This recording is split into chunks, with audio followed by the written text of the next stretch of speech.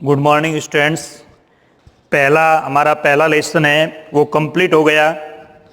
आज हम बात करेंगे हमारे दूसरे अध्याय की, और जो दूसरा अध्याय है विश्व इतिहास में वो है शहरी जीवन और लेखन कला का विकास। और शहरी जीवन और लेखन कला के विकास की हम बात कर रहे हैं, और इसमें है सबसे पहले सभ्यताओं का विकास। और सभ्यताओं के विकास में आज हमारा बिंदु है वो है मेसोपोटामिया की सभ्यता।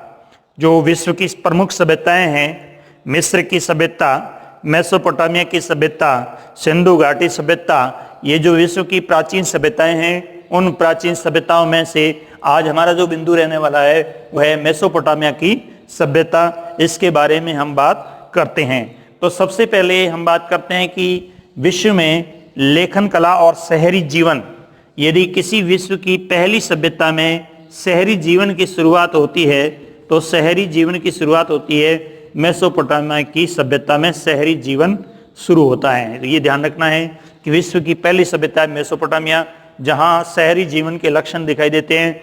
हमारी सिंधु घाटी सभ्यता भी कैसी है, शहरी जीवन की है, नगरीय जीवन की है, वहाँ भी नगरीय विशेषता है।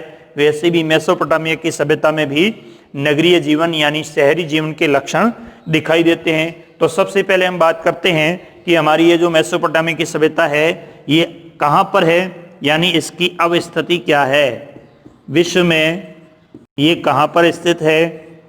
यदि हम विश्व के मानचित्र को देखें तो हम देखते हैं कि तुर्की का क्षेत्र, तुर्की के बाद इधर हम देखते हैं यूरोप और यूनान का क्षेत्र, विशेषकर यूनान। उसके बाद हम देखते हैं यहाँ मिस्र है, ये क्षेत्र पड़ता है ये वाला भूमध्य सागर, और यहाँ पड़ेगा काला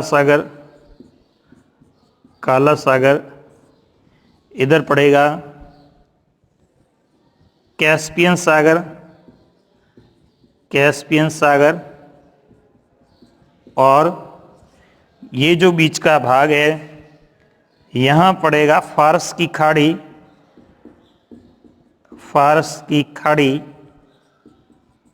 और फारस की खाड़ी फिर इधर होके ये यहाँ पड़ेगा हमारा भारत।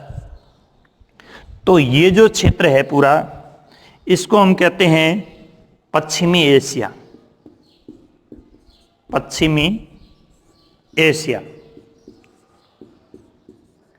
अब इसी पश्चिमी एशिया में हम यहाँ देखते हैं, यहाँ पर इधर यहाँ पड़ेंगे सीरिया, लेबनान, और यहाँ पड़ेगा इराक पड़ता है, ईरान, फिर अफगानिस्तान, फिर पाकिस्तान, और इधर आ जाएगा भारत, पाकिस्तान, अफगानिस्तान, ईरान, उसके बाद इराक। अब ये जो इराक का क्षेत्र है और इधर कैस्पियन सागर है, और ये इधर जो है भूमध्य सागर है, और इधर आ जाएगा मिस्र। और यहाँ जो नदियाँ हैं, दो नदियाँ हैं, ये सीरिया, लेबनान और इज़राइल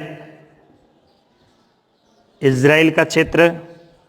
और यहाँ जो ये दो नदियाँ हैं, एक नदी का नाम है दजला, एक नदी का नाम है फरात। दजला और फरात की दो नदियां हैं। कहाँ पर है? ये इराक के क्षेत्र में हैं। इराक के क्षेत्र में दो नदियां हैं, दजला और फरात की नदी। और दजला और फरात की नदी, ये दो दजला और फरात की नदियां जो है, इनका नक्शा थोड़ा इधर है, यूँ ये दजला और ये फरात नदी। अब ये दजला और फरात की दो नदियां हैं, इसके जो बीच का भाग है, बीच का जो ये भाग है पूरा, ये उपजाऊ भूभाग है। और इस बीच के उपजाऊ भूभाग में एक सभ्यता का विकास हुआ। उस सभ्यता का नाम क्या है? मेसोपोटामिया की सभ्यता। अब यहां पर दो शब्द है, एक शब्द है मेसोज, मेसोज, मेसोस, और दूसरा शब्द है पोटोमस,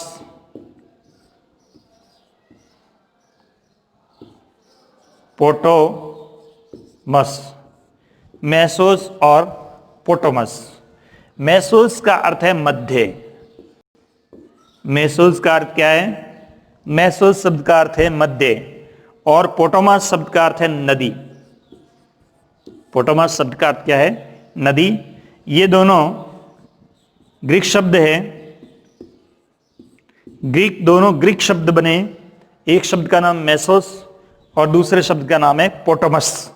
और मेसोस का अर्थ है मध्य और पोटोमस का अर्थ है नदी। यानी ये जो नदी है दजला और फरात, जिसको कहते हैं यूक्रेटिस, यूक्रेटिस और टिग्रिस, टिग्रिस, यूक्रेटिस और टिग्रिस, जिसे हम क्या कहते हैं? दजला और फरात। ये जो दजला और फरात नदियां हैं, इसके बीच का जो उपजाऊ भूभाग है, नदियों के मध्य का क्षेत्र, जिसे हम मेसो और पोटोमस कहते हैं, इसलिए इस सभ्यता का नामकरण क्या हो गया? मेसोपोटामिया हो गया। एक बार पुनः देख लें, ये जो विश्व का मानचित्र है, ये हम भारत देख रहे हैं इधर, और भारत के इधर जो भाग है ये पूर्वी है, और इधर जो भाग है पश्चिमी है। ये मध्य का क्षेत्र है। मध्य के बाद इससे हम आगे बढ़ेंगे तो ये पश्चिम में पड़ेगा, तो इसको अपन क्या कहते हैं? पश्चिमी एशिया कहते हैं। और पश्चिमी एशिया में जब हम देखते हैं, यहाँ फारस की खाड़ी है, फारस की खाड़ी के आगे कैस्पियन सागर है, और इसके आगे यहाँ मिस्र की सभ्यता है। मिस्र की सभ्यता, यहाँ नील नदी है, नील नदी, एक व्हाइट नील और ब्लू नील, उस नील नदी, ये मिस्र की सभ्यता है। और इधर यहाँ पर ये है भूमध्य सागर, और भूमध्य सागर के ऊपर यहाँ ये जो भाग है ये यूरोप का भाग है। उसके बाद यहाँ आता है काला सागर, और उसके बाद हम आगे देखते हैं यूरोपीय क्षेत्र, और उसके बाद ये तुर्की का क्षेत्र। यहाँ पे तुर्की का, ये जो तुर्की का क्षेत्र है वो यहाँ पड़ता है, यहाँ तुर्की पड़ता है, ये तुर्की है, तुर्की। उसके बाद ये, और ये पूरा क्षेत्र इधर यूरोप का पड़ेगा। तो ये जो पूरा क्षेत्र है ये इराक का क्षेत्र, जिसे हम इराक का क्षेत्र कहते हैं। वर्तमान में इराक का क्षेत्र जो है वो इराक का क्षेत्र किसका भाग है? मेसोपोटामिया की सभ्यता का है। और यहाँ दो नदियां हैं, एक नदी है दजला और दूसरी है फरात। दजला जिसे यूक्रेटिस और फरात टिग्रिस, ये दो नदियां हैं जिनके बीच का एक उपजाऊ भूभाग है। इसीलिए इस क्षेत्र को हम क्या कहते हैं? मेसोस और पोटोमस। मेसोस का मतलब है मध्य, और पोटोमस का मतलब नदी, यानी नदी के मध्य का भाग, जिसे हम क्या कहते हैं? मेसोपोटामिया की सभ्यता कहते हैं। तो ये वर्तमान में इराक में स्थित है, दजला और फरात नदियों के बीच में स्थित है। दो शब्द है मेसोस और पोटोमस। मेसोस का मतलब मध्य, पोटोमस का मतलब है नदी, नदी के मध्य का क्षेत्र, इसलिए इसका नामकरण हो गया मेसोपोटामिया की सभ्यता। तो इस तरह से ये सभ्यता एक ऐसे क्षेत्र में अवस्थित है, इराक के क्षेत्र में स्थित है। अब हम बात करते हैं कि ये सभ्यता जो है वो किस तरह से एक बड़े स्वरूप में सामने दिखाई देती है। हम पूरी सभ्यता को मानचित्र के माध्यम से एक बार पुनः देखना चाह रहे हैं। मानचित्र के माध्यम से इसको देख लेते हैं कि किस तरह से इसका जो स्वरूप है वो सामने आया, कैसे इसका विकास हुआ। देखिए, सभ्यता के अन्य नाम भी हैं। मेसोपोटामिया की सभ्यता के कई नाम हैं, इसके अंदर कई सभ्यताएं हैं। यानी ये है मेसोपोटामिया,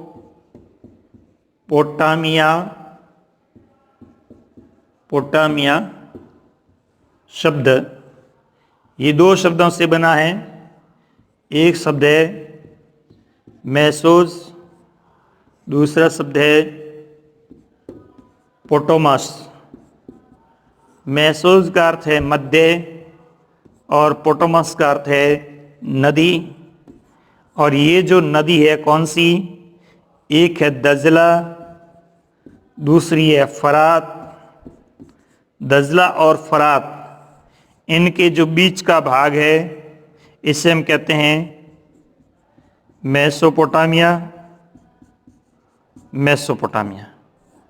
यदि वर्तमान परिप्रेक्ष्य की बात करें, हम वर्तमान की बात करें तो ये आता है इराक का क्षेत्र, इसके अंदर आता है सीरिया, लेबनान और इज़राइल।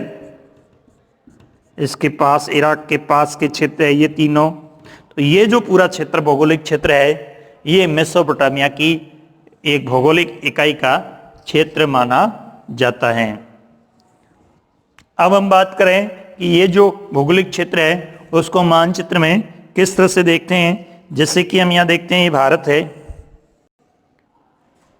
उसके बाद ये क्षेत्र है, ये आ गई आपके, ये आ गई फारस की खाड़ी। फारस की खाड़ी, और फारस की खाड़ी से आगे हम देखते हैं ये आता है आपके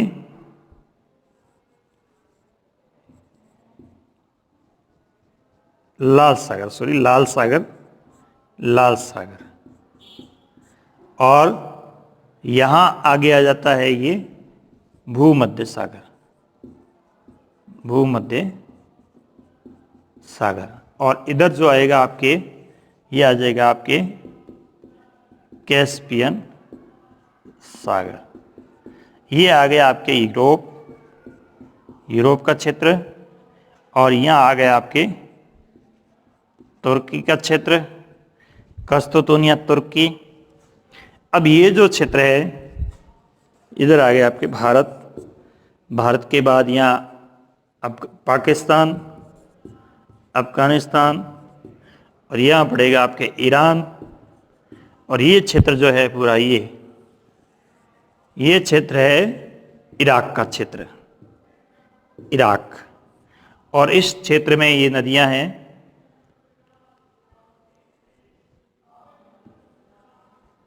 ये दजला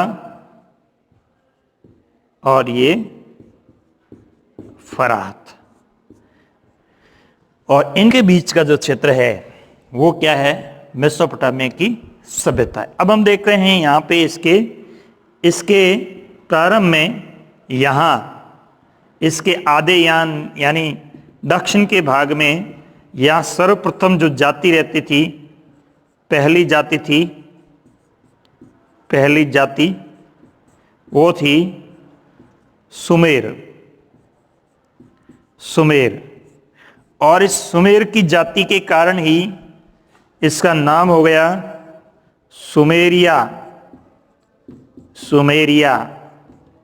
और इनकी भाषा हो गई सुमार या सुमेर। पहला हमारा सवाल है कि मेसोपोटामिया, क्योंकि हमारा टॉपिक क्या है, लेखन कला का विकास और रिलेशन शहरी जीवन से किस तरह से है, तो जो इनकी सुमार या सुमेर, इनकी क्या है, पहली भाषा है। मेसोपोटामिया की सभ्यता की जो पहली भाषा है वो सुमेर है। और ये सुमेर भाषा किन जाति के लोगों की है, सुमेर जाति के लोगों की है। और ये सुमेर जाति के लोगों के कारण इसका जो दक्षिण का क्षेत्र है वो क्या कहलाया, सुमेरिया का क्षेत्र कहलाया। उसके ऊपरी भाग में ये जो क्षेत्र है, इस क्षेत्र को हम बेबीलोन का क्षेत्र कहते हैं। बेबीलोन, इसका नाम है बेबीलोन का क्षेत्र, बेबीलोन। इसे बेबीलोन या बेबीलोनिया की सभ्यता कहते हैं। बेबीलोनिया की सभ्यता, ये श्रेष्ठ विकसित नगर माने जाते हैं। यहाँ पर महल थे, सूसा के महल। और यूनान से भारत में सिकंदर आया था, सिकंदर महान, सिकंदर महान का समय जो है वो है 236 ईसा पूर्व से 223 ईसा पूर्व। ये सिकंदर का समय है। और जब सिकंदर भारत में आक्रमण करने के लिए आया था और भारत में जो सतलज नदी है, व्यास नदी, सतलज और व्यास नदी, व्यास सतलज झेलम नदी के किनारे उसने युद्ध लड़ा था। और उसके बाद व्यास सतलज, उसके बाद व्यास नदी से ये वापस लौटा था और वापस लौट के ये पहुंचा था बेबीलोन। और बेबीलोन के अंदर सूसा के महल थे, सूसा और एकबत्रा, इन महलों में ये रुका था। और उस समय जो है इनके साथ में कुछ भूवैज्ञानिक थे और उन्होंने इस सभ्यता के क्षेत्र की खोज की थी। तो सुमेर के बाद में यहाँ जो नगरीय सभ्यता दिखाई देती है वो है बेबीलोनिया की सभ्यता। और बेबीलोनिया की सभ्यता के बाद में यहाँ एक और नई जाति आकर के रही जिसे हम कहते हैं अकद। इसे अकद की सभ्यता भी कहते हैं। अब जो अकद जो भाषा बोलती थी, अकद के लोग जो भाषा बोलते थे वो थी आरामाइक। कौन सी? आरामाइक, आरामाइक भाषा। और ये जो आरामाइक भाषा बोलते थे, ये आरामाइक भाषा है, यहां पड़ता है क्या? इज़राइल। इज़राइल।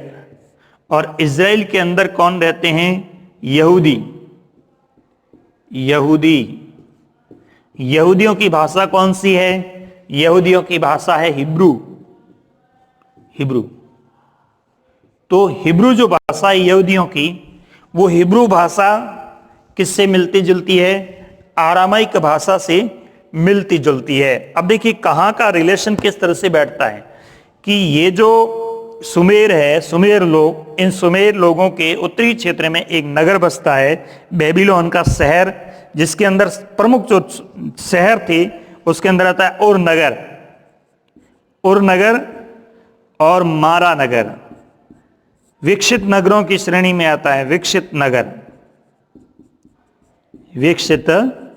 नगर किस सभ्यता के हैं? मेसोपोटामिया की सभ्यता के विकसित नगरों की श्रेणी में आते हैं। और ये विकसित नगर है वो बेबीलोनिया के पास है। बेबीलोनिया में जो महल मिले हैं, सूसा के महल और एकबत्रा के महल, इस बेबीलोनिया क्षेत्र से बेबीलोनिया के उत्तरी क्षेत्र में एक नई जाति आकर के बसी जिसे हम अकद कहते हैं। और ये अकद जाति है वो आरामाइक भाषा बोलती थी। और आरामाइक भाषा जो है वो यहूदियों की पुरानी भाषा है हिब्रू, उससे मेल खाती थी। और ये जो हिब्रू भाषा है पुरानी, जो प्राचीन ईसाइयों का, जो इज़राइल के यहूदी लोग हैं जिनकी हिब्रू है, और इनका एक ग्रंथ था जिसे हम कहते थे ओल्ड टेस्टामेंट।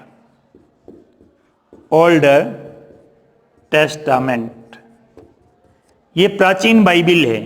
न्यू टेस्टामेंट जो है नया बाइबिल है। ओल्ड टेस्टामेंट क्या है? प्राचीन बाइबिल है। बाइबिल मतलब क्या है? ये यूनानियों का ग्रंथ है, इधर यूरोपीय लोगों का ये ग्रंथ है। अब यूरोपीय लोगों का ग्रंथ है और वो ग्रंथ हिब्रू भाषा में है जिसे हम ओल्ड टेस्टामेंट कहते हैं। और हिब्रू भाषा है वो आरामाइक भाषा जैसी दिखाई देती है, यानी आरामाइक जैसी समान भाषा है। तो अब ये तय हो गया, निश्चित हो गया कि जो यूरोप के लोग हैं, वो जो यूरोप के लोग हैं, इन यूरोप के लोगों ने क्या किया? यूरोपीय लोगों ने मेसोपोटामिया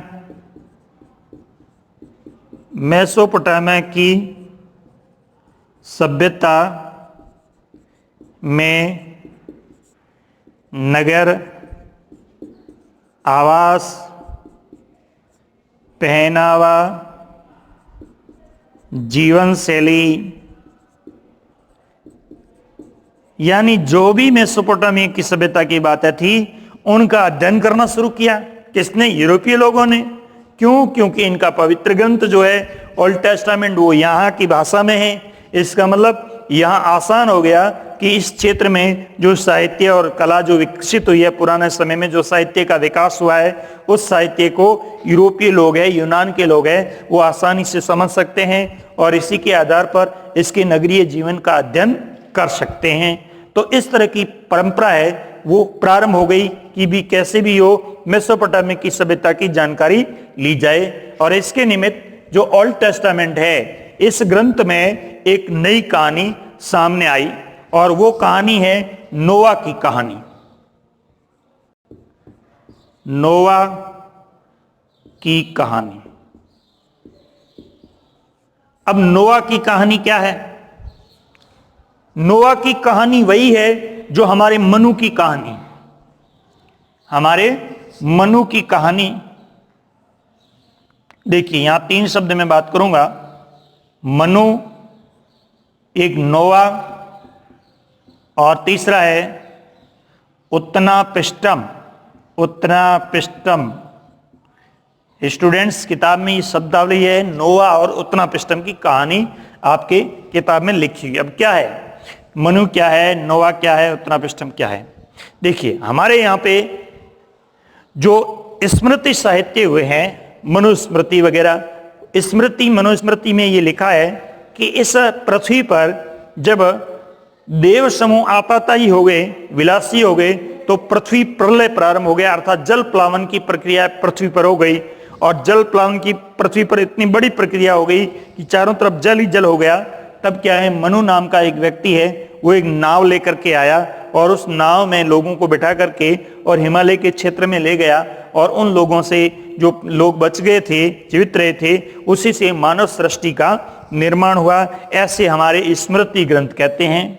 वैसा ही वैसा इस ओल्ड टेस्टामेंट में लिखा है कि ओल्ड टेस्टामेंट में ये लिखा है कि भगवान ने, ईश्वर ने, गॉड ने जब इस पृथ्वी पर प्रलय प्रारंभ हो गया, जल प्लावन की क्रिया हुई, तो गॉड ने किसको भेजा था? नोआ को भेजा था। और यही नोआ यहाँ आया और एक नाव लेकर के आया और जो लोग डूब रहे थे जल प्लावन में, उनको बचा करके ऊंचे स्थान पर ले गया और उसी से मानव सृष्टि का निर्माण हुआ।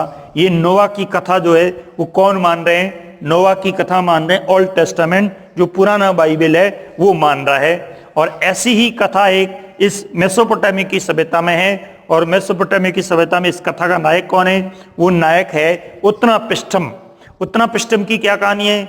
यही कहानी है मेसोपोटामिया की सभ्यता में। जो पुराने ग्रंथ है मेसोपोटामिया में, वहां उन ग्रंथों में ये उल्लेख मिला कि उत्तनापिष्टम नाम का एक व्यक्ति था, सबसे पहले यहाँ आया था। और जैसे ही जल प्लावन की प्रक्रिया बढ़ी इन नदियों के माध्यम से, तो उत्तनापिष्टम ने क्या है, उन लोगों को ऊंचे स्थान पर ले जा करके बसाया और इसी से इस सभ्यता का निर्माण हुआ, ऐसा यहाँ के स्थानीय लोगों का मानना है। तो यहाँ जब हम इस तीनों कहानियों को देखते हैं, तीनों कहानियों के नायकों के नाम अलग अलग है, चाहे मनु हो, नोआ हो, उत्तनापिष्टम हो, लेकिन इनकी मूल कहानी तो एक ही है।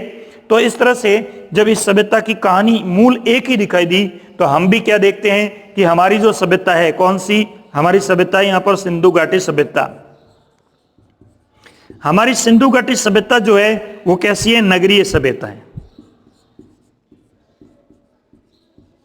तो हम क्या देखते हैं? हम ये देखते हैं कि हमारी मेसोपोटामिया, हमारी सिंधु घाटी सभ्यता है, उसके समान ही कुछ विशेषताएं मेसोपोटामिया की सभ्यता में दिखाई देती हैं और उसके समान ही कुछ विशेषताएं मिस्र की सभ्यता में दिखाई देती हैं और उसके समान ही कुछ सभ्यताएं चीन की सभ्यता में दिखाई देती हैं। तो यदि हम क्रम के अनुसार देखें तो सबसे पहले हमें दिखेगा कौन सी? मेसोपोटामिया की सभ्यता, उसके बाद मिस्र की सभ्यता, उसके बाद सिंधु घाटी सभ्यता, उसके बाद चीन की सभ्यता। और इन सभी प्राचीन सभ्यताओं के समय का आकलन करें तो विश्व की प्राचीन सभ्यताओं की श्रेणी में जाती है सिंधु घाटी सभ्यता, उसके बाद मिस्र की, उसके बाद मेसोपोटामिया और उसके बाद चीन की सभ्यता। तो हमारे रिलेशन है भारतीय सभ्यता के, वो मेसोपोटामिया की सभ्यता के साथ रहे। तो इस तरह से मेसोपोटामिया की सभ्यता सामने आती है और उनकी एक लेखन कला, उनकी एक भाषा आती है, कौन सी? आरामाइक। सबसे पहली भाषा इनकी कौन सी? परीक्षा में सवाल ही पूछा जाता है कि मेसोपोटामिया सभ्यता की पहली भाषा कौन सी है? सुमेर भाषा है, जिसका विकास किसने किया? सुमेरिया लोगों में किया, इसी से सुमेरिया की सभ्यता भी कहते हैं। नंबर 1 पहला सुमेरिया की सभ्यता। उसके बाद में इसके उरु, मारा, उरुक नगर, मारा नगर, ऐसे नए नगर विकसित हुए बेबीलोन नगर का विकास हुआ और बेबीलोन नगर में एक शासन व्यवस्था स्थापित हुई और उस राजा का नाम है, शासन व्यवस्था स्थापित करने वाले राजा का नाम है हम्मुराबी। यहां पर खुदाई में हम्मुराबी की विधि संहिता, कानूनी संहिता, इनकी हम्मुराबी की विधि संहिता है। सबसे पहले विश्व में सबसे पहली बार किसी विधि संहिता को विकसित करने का कार्य किया तो हम्मुराबी ने किया था, ये ध्यान रखना है। तो हम्मुराबी की विधि संहिता है वो बेबीलोन की सभ्यता में मिली और हम्मुराबी की जो विधि संहिता है वो बेबीलोन की सभ्यता में मिली। उस बेबीलोन की सभ्यता की विधि संहिता की जो मिट्टी की 12 तख्तियां पट्टिकाएं खुदाई में मिली, उसी के आधार पर हम कहते हैं कि ये एक ऐसा राजनीतिक श्रेष्ठ नगर था जहाँ की कानून व्यवस्था, अच्छी व्यवस्थाएं थी। तो ये बेबीलोन नगर खुदाई में मिला, इसलिए इस सभ्यता का नाम क्या हो गया, बेबीलोन की सभ्यता हो गया। उसके बाद में इसके उत्तरी क्षेत्र में अकद लोग आकर बस गए और अकद लोग है वो अरामीक भाषा बोलते थे और जो अरामीक कैसी है, हिब्रू के समान है। हिब्रू किसकी भाषा है, इजराइल के लोगों की, और पुराना बाइबल ग्रंथ है ओल्ड टेस्टामेंट उसकी भाषा है। और उसी के आधार पर जब ये तथ्य सामने आए तो यूरोप के लोगों ने देखा कि ये तो हमारी विशेषताओं के समान ही है, तो यूरोप के लोगों ने इस सभ्यता का अध्ययन करना शुरू किया। लेकिन इस सभ्यता को पहली बार सामने लाने का श्रेय किसको है, वो है सिकंदर को। सिकंदर ने जब भारत पर, एशिया पर आक्रमण किया था तो वापस लौटते समय सिकंदर बेबीलोन में सूसा और एकबतना महलों में रुका था, वहीं उसकी मृत्यु हो गई थी। तो इस तरह से ये एक विश्व की श्रेष्ठ नगरीय सभ्यता के रूप में सामने आई मेसोपोटामिया की सभ्यता। दूसरी बात हमें ये ध्यान रखनी है कि नोवा की कहानी क्या है, उत्पन्नपिष्टम की कहानी क्या है, ये दो कहानियां ध्यान में रखनी है। उसके बाद इसकी शब्दावली को ध्यान में रखना है, मेसोज और पोटोमस। मेसोज का मतलब होता है मध्य और पोटोमस का मतलब होता है नदी, दो नदियों के बीच का क्षेत्र है, इसी इसका नाम क्या हो गया, मेसोपोटामिया की सभ्यता, जो वर्तमान में कहाँ है, इराक के क्षेत्र में स्थित है। ये इस सभ्यता की अवस्थिति है। अब हम कल इस सभ्यता के जीवन को देखेंगे।